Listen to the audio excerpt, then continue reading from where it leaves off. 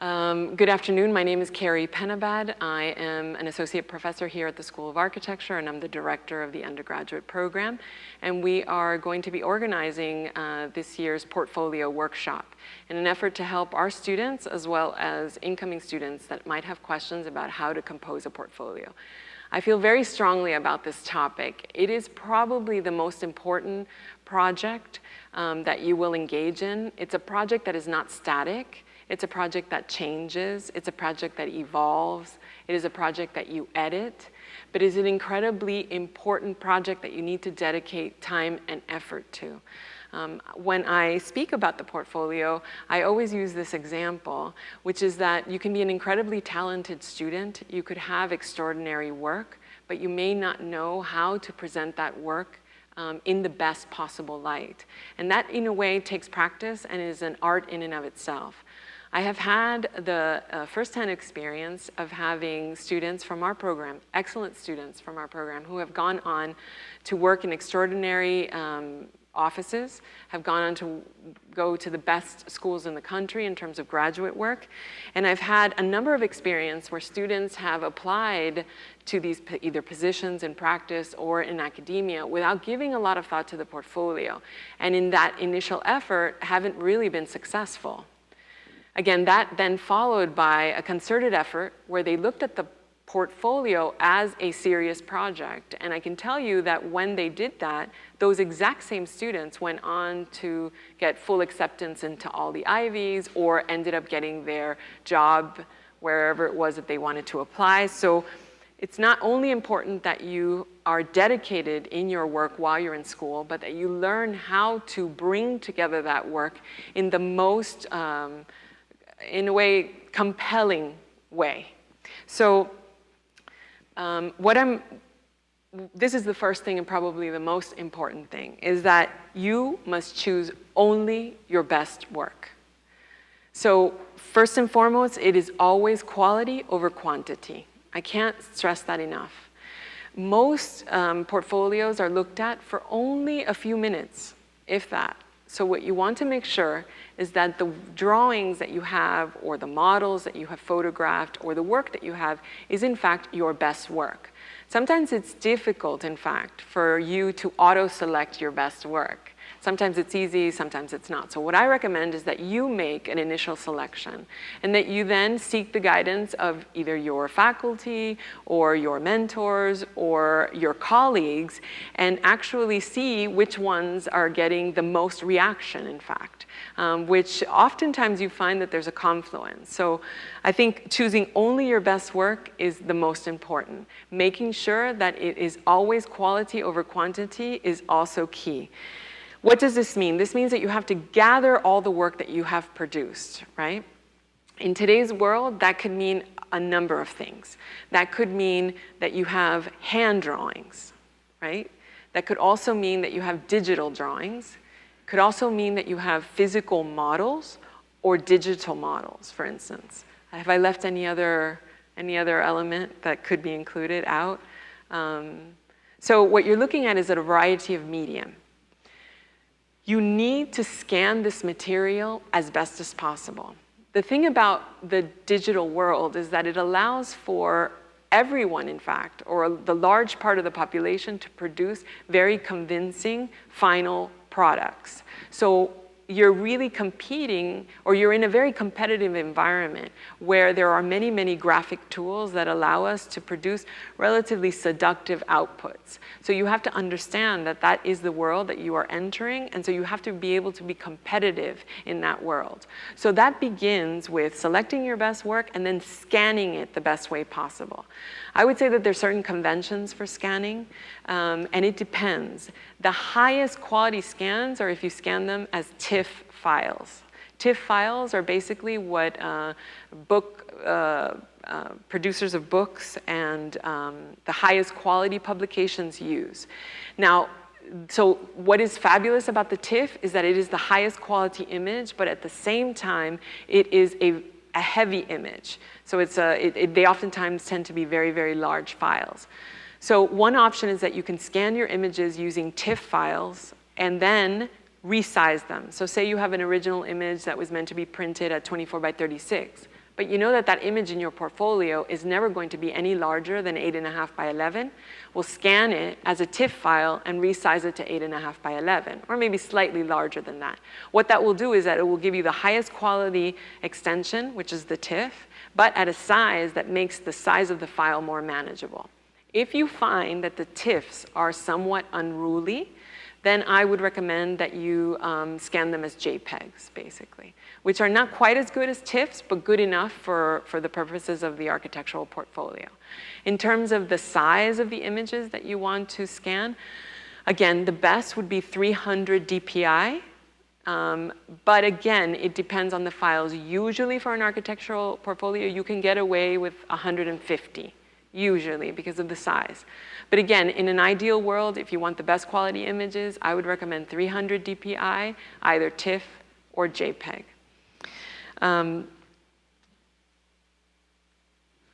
In the efforts, and I apologize because the quality of that particular image is very low. Speaking about it, it's ironic that I would show you a low-res image after speaking about resolution. But nevertheless, what you want to do is, again, gather your material and scan the material.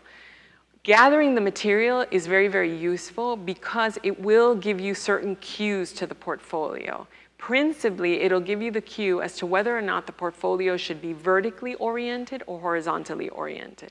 So whether it's a landscape or a portrait. I would say that those are the typical directions of a portfolio. From time to time, we will also find square portfolios, which are also a possibility. They can be slightly more limiting in terms of their layouts, but they can also be used. So as you gather your information, what I would do is go through it, see what your top 5, the orientation of your type 5 images, for instance, and then if all those images tend to be horizontal, that could set the cue as to whether or not the portfolio should be landscape or should be portrait. What also this image suggests is that you want to have even though you're laying out the portfolio probably digitally, you want to kind of storyboard the portfolio. You want to be able to think through the portfolio. How many projects are you going to include? How many pages are they going to contain? What kinds of projects are you going to select? And what kinds of images are associated with those projects? And so this is really a kind of storyboard. And this is actually a storyboard by Massimo Vignelli. Vignelli was actually recently passed away, but he's probably one of the most important 20th century graphic designers of our time, in fact. He's responsible for the designing of the metro, the New York metro system, Knoll, for those of you who know the company. He's responsible for their logo, American Airlines. He was really a seminal figure in graphic design. He was trained initially as an architect, and he actually published a very small publication by the name of the Vignelli Canon. This is available online, and I would suggest that you actually download it because it's divided into 2 parts. The first part of it has to do with the important elements that he feels are integral to the design of, in this particular case, a graphic layout. So they're really more general. It's a kind of theory. And then they're followed by practical applications of those theories. I'm going to use many of his illustrations to go through, I think, some of the key things or decisions that you need to make. Vignelli says that everything begins with the paper. So you need to select the size of the portfolio first and foremost.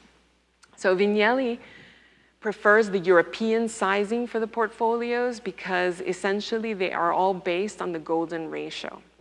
And so he argues that if the proportioning system of the page is beautifully proportioned, it will give way to layouts that in fact have greater harmony. I would tend to agree with him in terms of the European sizings. However, because we are in the US and because you are going to be producing portfolios which are probably going to, their final output is going to come from, let's say, places like Blurb or Lulu.com, you'll find that the sizing that many of those websites use, that I would recommend that you use to print your portfolios, are actually the American standard sizes, so 8.5 by 11 or 8 by 10. And so you really won't often find the proportioning system that Vignelli talks about vis-a-vis the golden ratios. If you wanted to pursue this, it would probably be a custom sizing that you would have to do, and these sites also allow you to do that. But basically, it all begins with the size of the portfolio, the page. I would say in general, and these are all rules of thumb, but you want to avoid very unruly portfolios. Now, most of the portfolio submittals these days are digital, but from time to time, particularly, for instance, when you go to the career fairs, you will have to print a portfolio. And so I would say that you want to avoid highly unruly portfolios, right? Even 11 by 17 horizontal, for instance, can sometimes be very cumbersome. So oftentimes you'll find, 8 by 10s or 8.5 by 11s, or even some square formats, something that's easy to kind of thumb through and is not unruly for either you or the person that's actually viewing it. So what are some of the elements that you have to include in the portfolio? They all have to have a kind of cover page, right? So, I mean, if you were to go into our own library and just go into the magazine section, you could even consider these to be a form of portfolio, right? In this particular case, it's a Japanese publication, principally dedicated to the work of Sana. But if you see this is essentially a kind of portfolio of sorts for Sana, with many of the same elements that you would have to include for your own portfolio. So they typically include a cover page, which oftentimes includes either an emblematic image or in some way, shape, or form includes your name, right, designed somehow on that front cover. When you open it, it usually has a cover page, which oftentimes duplicates what's on the outside cover, right, what's on the outside cover. Students oftentimes include a resume at the beginning of the portfolios. I would say that this is not a requirement per se, and I've seen that it varies from person to person. But for job applications, it's usually very useful to just have the resume within the portfolio. It can come at the very beginning, the resume, but I've also seen it at the very end of the portfolios, and that can be fine, in fact. Then there's usually a sort of title page and a table of contents. The table of contents is important because it lays out the structure of the portfolio, allowing you to easily see the different projects that are going to be represented. And they need to be organized. And I've seen them organized a number of ways. I oftentimes get asked, should you start with the oldest project and work up to the newest project, or do you start with the latest project and work your way back? I've seen it done different ways. If you go back to the first slide, which is you absolutely choose only your best work, then the order is, I guess, secondary, right? It's where you can start with maybe the most recent, which is oftentimes what I see, and you work back from there. But sometimes a project that you produce in third year, just to give an example, can be just as strong or stronger than one that you might have produced in fifth year. So not always is the older project somehow weaker than the more recent project, right? So, but again, if you follow the criteria of only choosing your best work, then the order is in a way secondary, but oftentimes starts with the most recent and goes back in time. There's also projects. So how many projects should you include? How many pages should be in the portfolio? And I guess this really depends on where you are in your careers. But in general, again, I would say that you don't have to be exhaustive when you represent a project. So typically 2 spreads. And does everybody know what a spread is? Basically, it's 2 pages seen one alongside the other, right? So typically, anywhere between 1 and I would say maximum 3 spreads is plenty for a given project, right? On average, when I've looked at the graduate work, you're seeing somehow between maybe 5 or 6 projects, sometimes a little bit more. And by the way, these projects can vary because they shouldn't only be design projects. You should be encouraged to also include projects that you might produce outside of the design studio. So for instance, the models that were produced for the MoMA exhibits that are on display next door, those students have included that work as part of a project in the portfolio. So a project is not, you shouldn't limit yourself to thinking that it is only a design project. It can be a project that you're doing in an elective course. It can be a project that is either a physical model or a small design project that you might be doing in the interiors elective. So you should expand your horizons because it also shows kind of variety and breadth. You can ask questions, by the way. I said that they were going to tape this, but you can, if you have a question that arises, go ahead and interrupt me. So I find that oftentimes students begin the layout of the portfolio in a sort of ad hoc fashion. I would recommend that all of you are laying out your portfolios in InDesign. This is a very simple program. If you don't know it, everybody that does the core drawing courses at the school will actually learn this program in their second year, basically. So all of you in the undergrad will have had exposure to InDesign. If somehow you're in the graduate program, I would recommend that InDesign be the tool that you use to lay out the book, or in your case, the portfolio. The first thing that I would recommend is that the portfolio has to have a structure. And in order for you to organize it, I would recommend that you use a grid to organize the portfolio. There are a number of typical grids, although these are only suggestions, and also the ones that I'm showing you here are all oriented with a vertical format and are double spreads. But you see the layouts illustrate a 2x4 or a 3x4, or I'll show you in a moment a 4x5 or a 4x8. So there's a number of typical grids. They typically don't get much denser than what you see at the bottom. Again, these are all suggested grids by Vignelli, which he used time and time again to lay out many of his pages.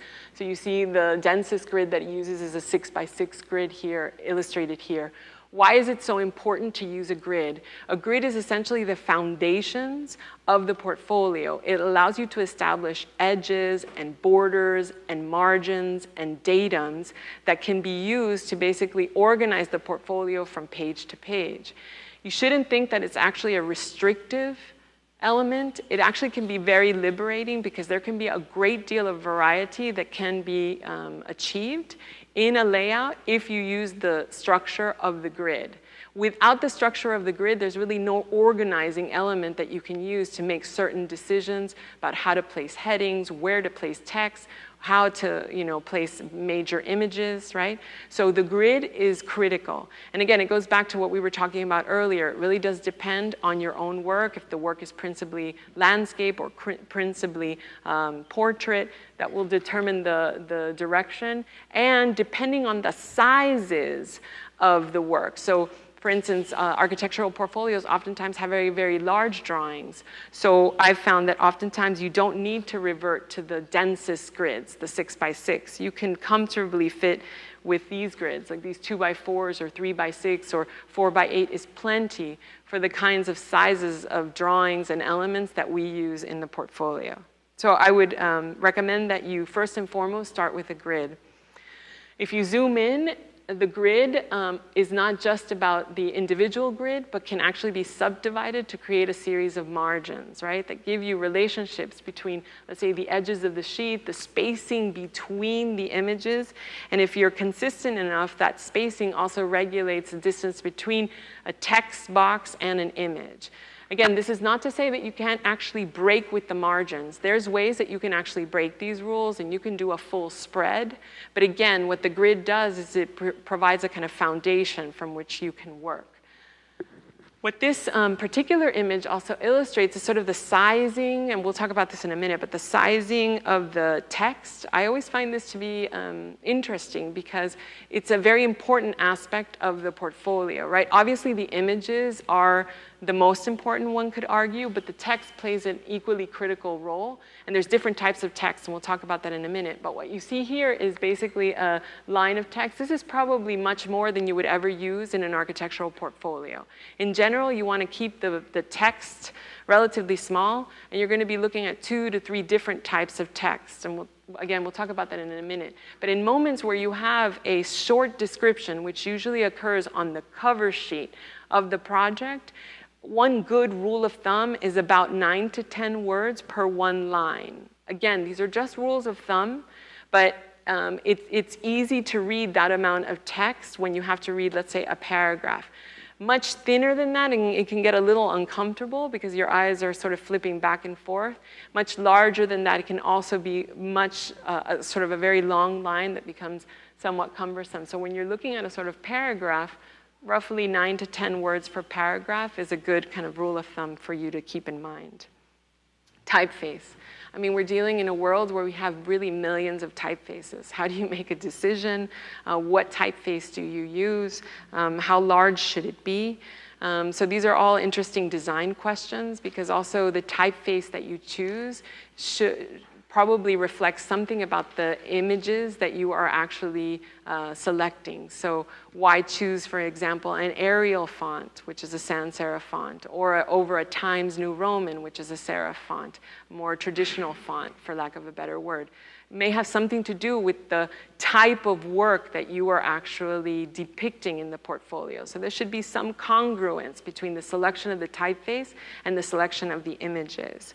Again, I'm probably going to reveal certain prejudices, and you know, it's not to say that these are the ones that you must use, but I'm referring to Vignelli when I make these recommendations, because I found him to be one of the most talented graphic designers of the 20th century, and so I think his recommendations are at least worth mentioning to you and for you to consider. So in that plethora of typeface, he suggests a short number, probably 6, that he uses that he feels are among the, not only the most timeless typeface, but the ones that offer you the most variety. And what I mean by that is that they're usually typefaces that have a lot of options. They have thin, bold, they have a variety, a kind of a range that allows for essentially some more ease of use. And so he recommends Garamond, Bodoni, Century Expanded, and these are all serif fonts, right? And then in the sans serif fonts, well, actually, here's one that also is a serif, but he suggests Futura, Times Roman, and Helvetica, for instance. There's others, like Arial, for instance, which is also a very legible sort of contemporary typeface, which might be similar in a way to Helvetica, which you can also use. And again, these are not the only ones that you can use, but these are suggestions for some that you may want to consider when you're laying out your particular portfolio.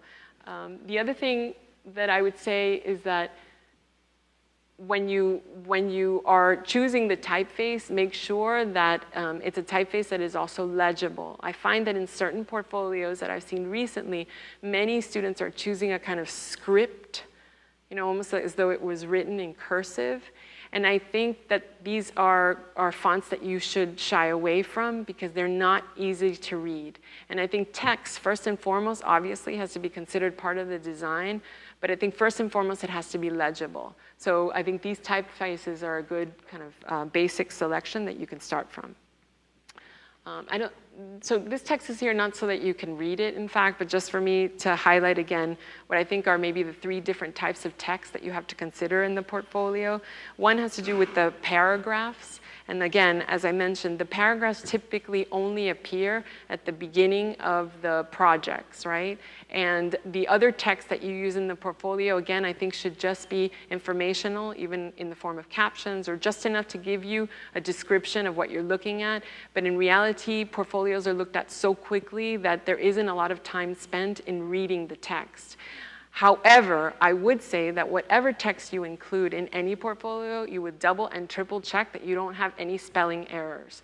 I mean, this is a really, this is a huge drawback when if someone actually takes the time to read the text and there are misspellings or grammatical errors, I would, this really hurts you, actually. So for those of you where English is not your first language, use the Topple Career Center. Make sure that you're double checking your text before you bring it into InDesign so that you don't make those errors. So what are the 3 basic types of text? You're going to need paragraph text for the beginning of the projects. And again, I would recommend that you average 9 to 10 lines and that you typically keep the typeface to 10 to 12 points. Again, I oftentimes see when I do this exercise with my second-year students that they start with very, very large typeface.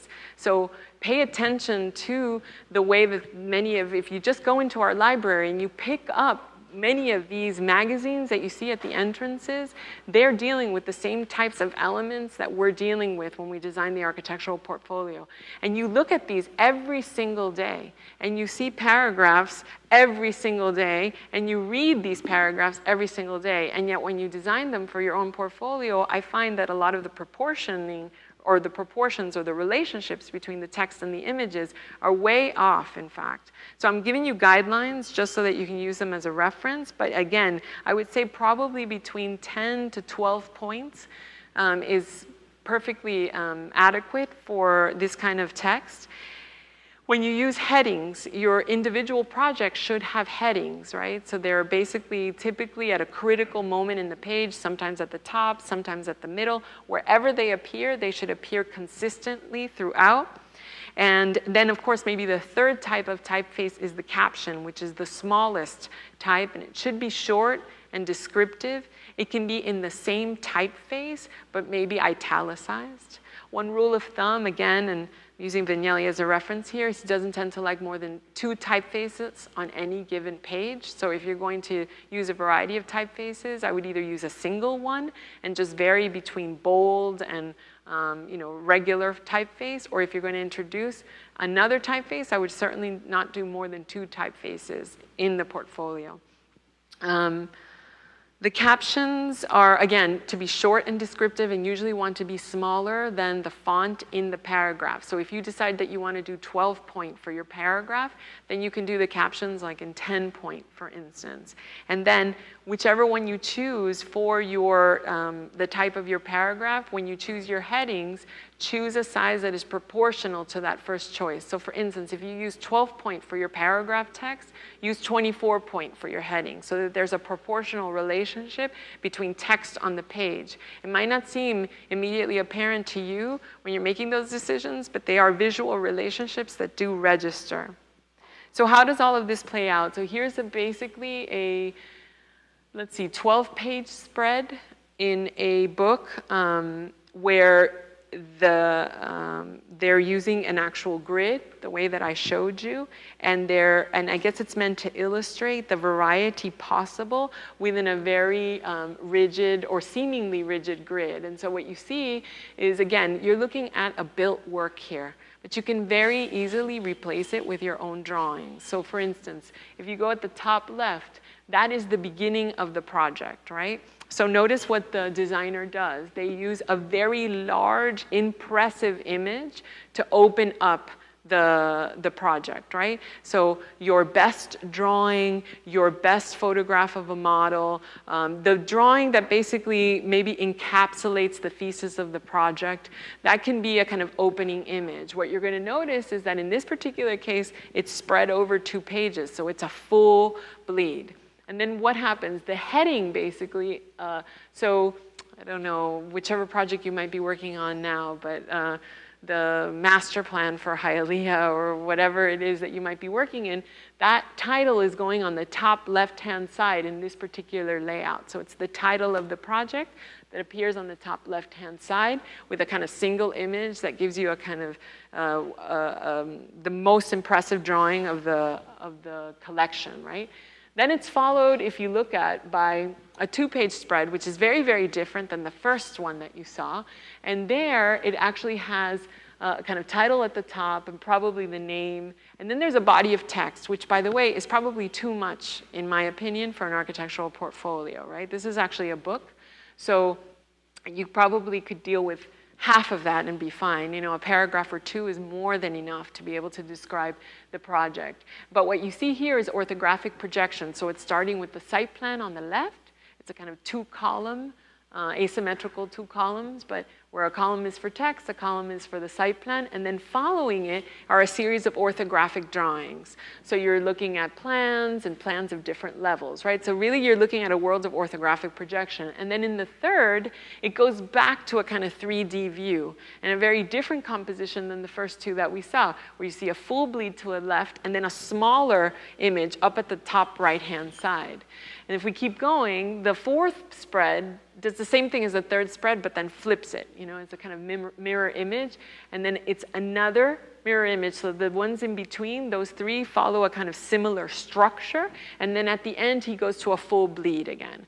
So I think, in a way, again, this is an actual built project, but you could replace his orthographic drawings with your orthographic drawings. You can replace the shots of the building with drawings, 3-dimensional drawings that you might produce, or models that you photograph, which actually I failed to say this before, but, and we're working on doing this here at the school so we can set up a stand where you can actually properly photograph your model.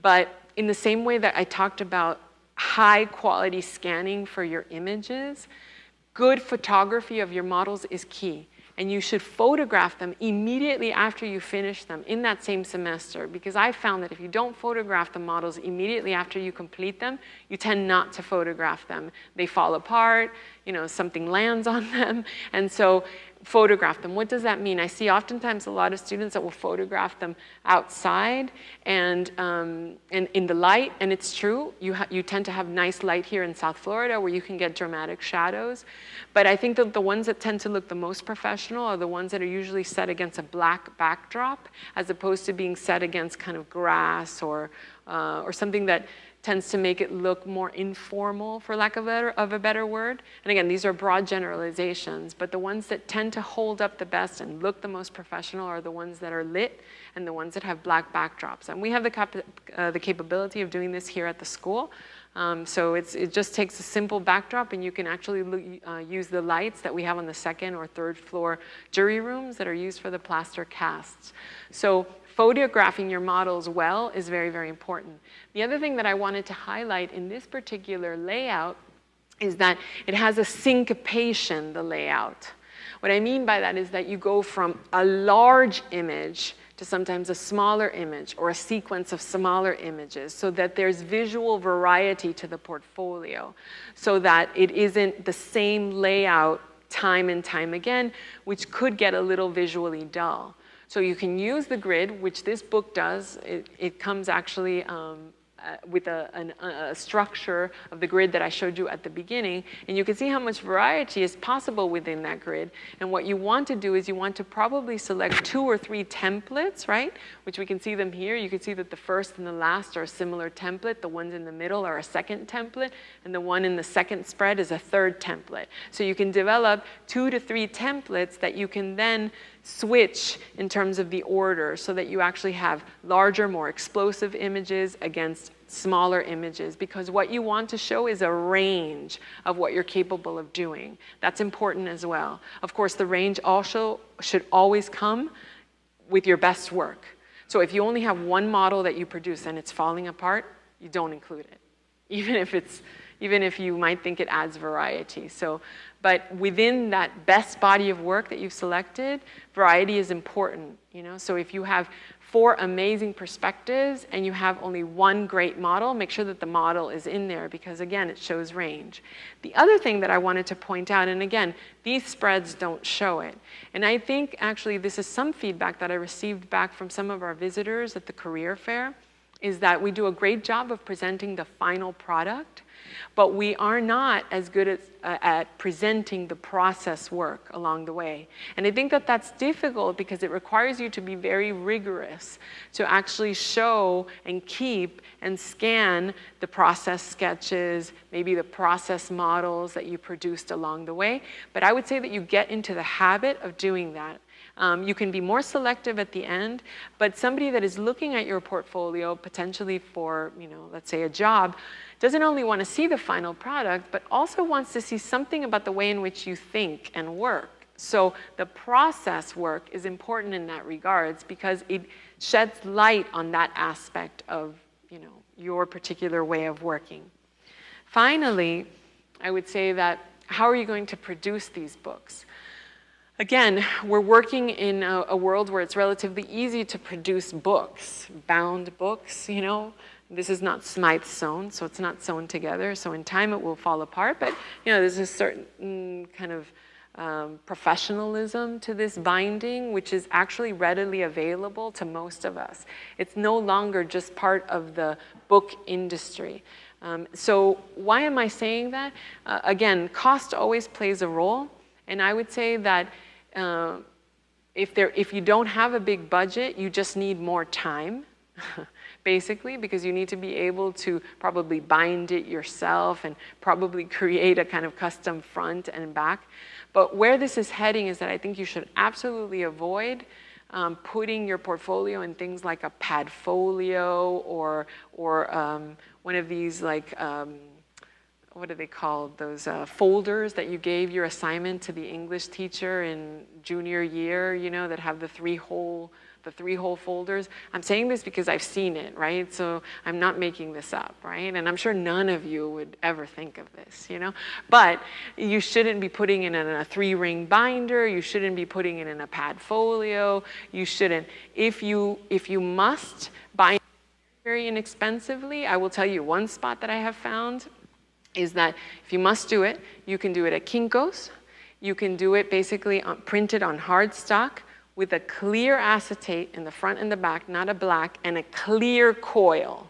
The reason being is that when you don't have a lot of money to spend on something, you want to actually reduce the number of variables, right? In this particular case, it makes for almost a white book. So you don't draw attention to the black, ugly spiral. It's actually a clear spiral. It's a clear cover. It's a white paper, and the paper's thick. And that's important, by the way, because if you're just bounding this at Kinko's, you want to make sure you're printing on a thicker paper, basically. If it's too thin and too flimsy, first of all, it comes apart, but it doesn't feel good to the hands. So make sure that you're printing on a thick paper. So you can do this at Kinko's if you actually vary some of the requirements, if you just don't take the default kind of binding. So you make some adjustments to the binding. Otherwise, I would recommend that you use sites like blurb.com. I don't know if any of you have seen this. There's blurb.com, there's lulu.com. It allows you to save your books. There's a downloadable plugin for InDesign, so you can actually use it and lay it out. You can save your portfolio, you can change it, update it, and then reprint it. They allow you to print, you know, in small quantities or larger quantities. This option is going to be slightly more expensive than if you were to do it at Kinko's, but again, it's well worth it depending upon the type of interview that you might be having. Again, because you're going to get a kind of bound book that's going to give you a certain degree of professionalism, which I think it's important, particularly because it's so readily available to everyone. This is not the only one, but it's one that I've used that is, I think, you know, generally not exorbitant in terms of the pricing. Okay, well, good luck. Thank you.